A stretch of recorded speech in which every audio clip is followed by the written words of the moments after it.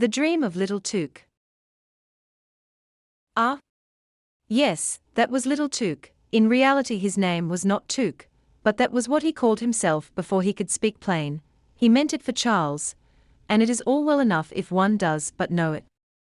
He had now to take care of his little sister Augusta, who was much younger than himself, and he was, besides, to learn his lesson at the same time, but these two things would not do together at all.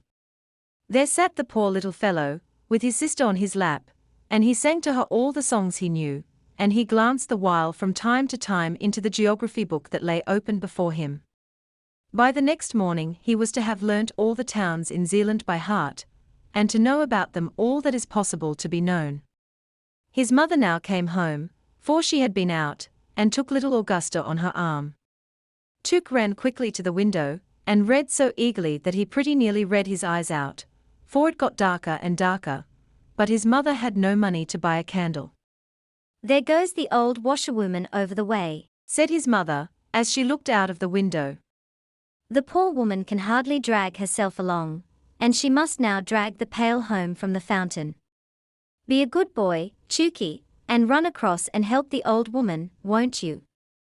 So Took ran over quickly and helped her, but when he came back again into the room it was quite dark, and as to a light, there was no thought of such a thing. He was now to go to bed. That was an old turn-up bedstead. In it he lay and thought about his geography lesson, and of Zealand, and of all that his master had told him. He ought, to be sure, to have read over his lesson again, but that, you know, he could not do. He therefore put his geography book under his pillow, because he had heard that was a very good thing to do when one wants to learn one's lesson, but one cannot, however, rely upon it entirely. Well, there he lay, and thought, and all at once it was just as if someone kissed his eyes and mouth. He slept, and yet he did not sleep. It was as though the old washerwoman gazed on him with her mild eyes and said, "It were a great sin if you were not to know your lesson tomorrow morning. You have aided me, I therefore will now help you, and the loving God will do so at all times." And all of a sudden the book under Took's pillow began scraping and scratching. Kiki-ki. Cluck. Cluck. Cluck. That was an old hen who came creeping along, and she was from Kyoga. "I am a Kyoga hen," said she, and then she related how many inhabitants there were there, and about the battle that had taken place, and which, after all, was hardly worth talking about. Cribbledy, crabledy, plump.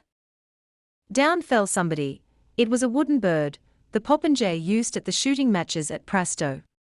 Now he said that there were just as many inhabitants as he had nails in his body, and he was very proud. Torvaldsen lived almost next door to me. Plump. Here I lie capitally. But little Took was no longer lying down. All at once he was on horseback. On he went at full gallop, still galloping on and on. A knight with a gleaming plume, and most magnificently dressed, held him before him on the horse, and thus they rode through the wood to the old town of Vordingborg, and that was a large and very lively town. High towers rose from the castle of the king, and the brightness of many candles streamed from all the windows. Within was dance and song, and King Valdemar and the young, richly attired maids of honor danced together. The morn now came, and as soon as the sun appeared, the whole town and the king's palace crumbled together, and one tower after the other, and at last only a single one remained standing where the castle had been before. And the town was so small and poor. And the schoolboys came along with their books under their arms and said, 2,000 inhabitants. But that was not true, for there were not so many. And little Tuka lay in his bed. It seemed to him as if he dreamed, and yet as if he were not dreaming. However, somebody was close beside him. "Little Tukey! Little Tukey!" cried someone near. It was a seaman, quite a little personage, so little as if he were a midshipman, but a midshipman it was not. Many remembrances from Corsa. That is a town that is just rising into importance. A lively town that has steamboats and stagecoaches. Formerly people called it ugly, but that is no longer true. "I lie on the sea," said Corsa. "I have high roads and gardens, and I have given birth to a poet who was witty and amusing, which all poets are not. I once intended to equip a ship that was to sail all round the earth, but I did not do it, although I could have done so. And then, too, I smell so deliciously, for close before the gate bloom the most beautiful roses. Little Took looked, and all was red and green before his eyes. But as soon as the confusion of colors was somewhat over, all of a sudden there appeared a wooded slope close to the bay, and high up above stood a magnificent old church, with 2 high-pointed towers. From out the hillside spouted fountains in thick streams of water, so that there was a continual splashing, and close beside them sat an old king with a golden crown upon his white head. That was King Raw, near the fountains, close to the town of Roskilde, as it is now called.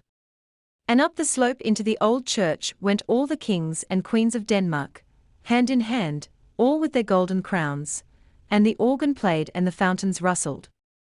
Little Took saw all, heard all. Do not forget the diet, said King Raw. Again all suddenly disappeared. Yes, and whither? It seemed to him just as if one turned over a leaf in a book. And now stood there an old peasant woman, who came from Sorrow, where grass grows in the marketplace. She had an old grey linen apron hanging over her head and back. It was so wet, it certainly must have been raining.